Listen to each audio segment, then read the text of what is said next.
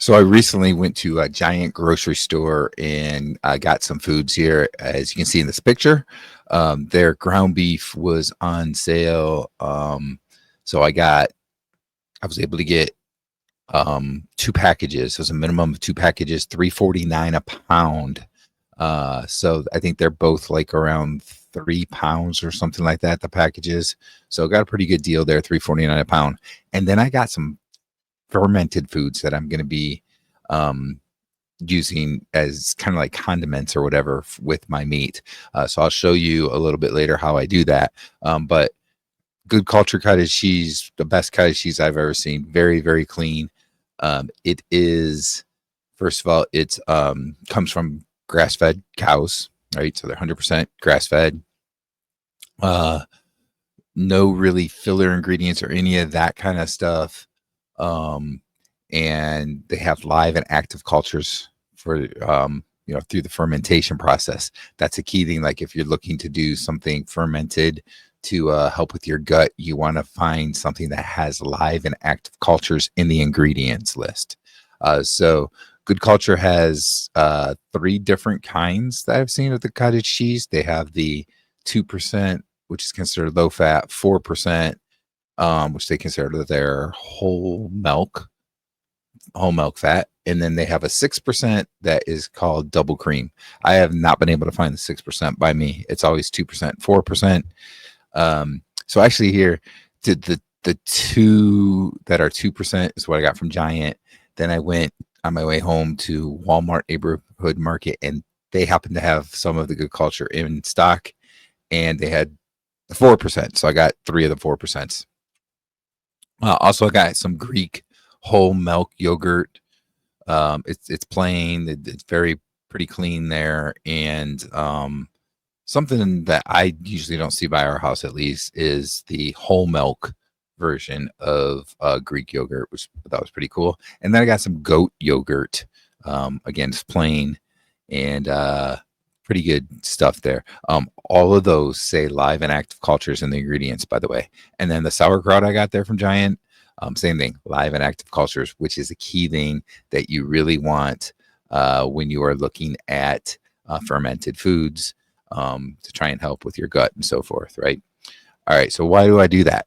Well, I've talked a little bit in the past in some of my videos about an issue I had with taking an antibiotic and how it kind of messed up my gut. Here's the thing. Some people on carnivore may still have some gut issues, or they might have gut issues and not even know it. Maybe if you're struggling with your weight loss, losing fat and so forth, it might have something to do with your gut. Your gut might still need to get healed up. You might not have a very diverse set of gut microbes down in there. So, your gut microbiome needs to be pretty diverse and healthy. And that's why I do the fermented foods. Thing about fermented foods, talk about right away here. You take out the carbohydrate if there's any carbohydrate in them, right?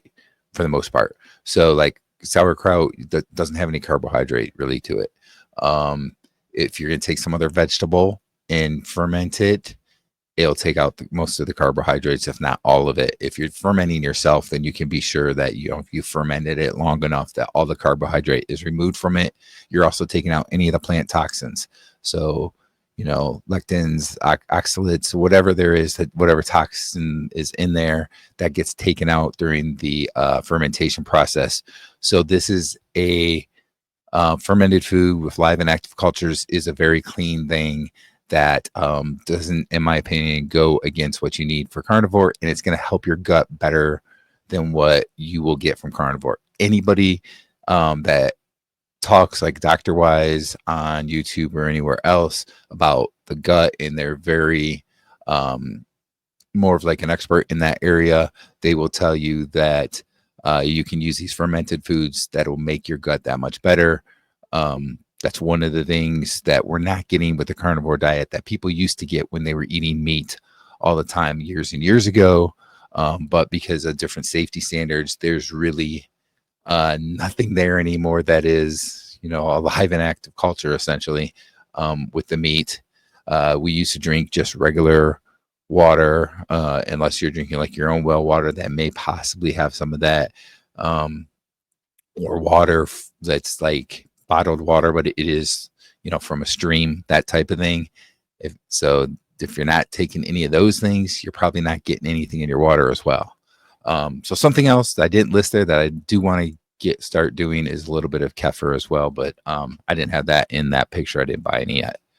But anyway, so that's what I'm looking at now. I want to show you. I'm going to show you here how I do it in a minute here with the video, but I want you to understand that you don't use a lot of this. You don't need a lot, right? I mean, your 99.8% or 99.9% of your meal is the meat. This is just like a garnishment or a condiment, a sauce or whatever for dipping. And I'm going to show you, I'm going to take my meat, a steak, hot dog, whatever it is, burger. In this particular case, the video, it's going to be steak and hot dog. And I'm going to take a little bit of that meat and dip it into one of those things, whether it's the yogurt or, the sauerkraut or the cottage cheese.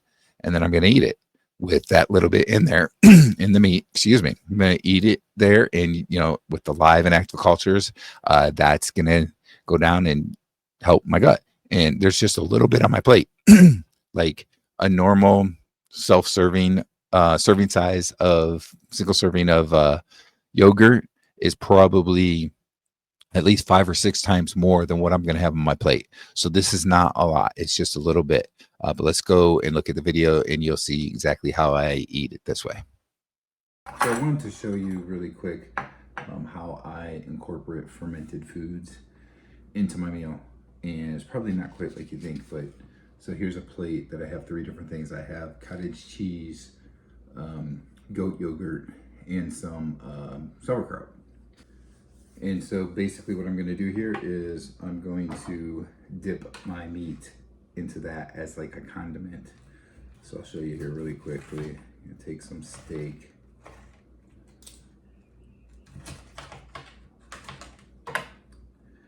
And I will just dip it in one of them and then eat it that way. And I can dip it in the other one and eat it that way. Then I'll do the same thing with hot dogs here. So I want to get a little bit of this cottage cheese. I might do it like this, and then I'll just eat it that way. And so, this is a good way to get some fermented foods in there. It's actually a very small amount. Like the yogurt is maybe at most 10 to 20% of what an individual yogurt is. There's not a whole lot in here. Same thing, cottage cheese, very small amount. Sauerkraut as well. So, this is how I do it. And I mix it with the meat so that, it gets in there really good. And that's really good for your gut.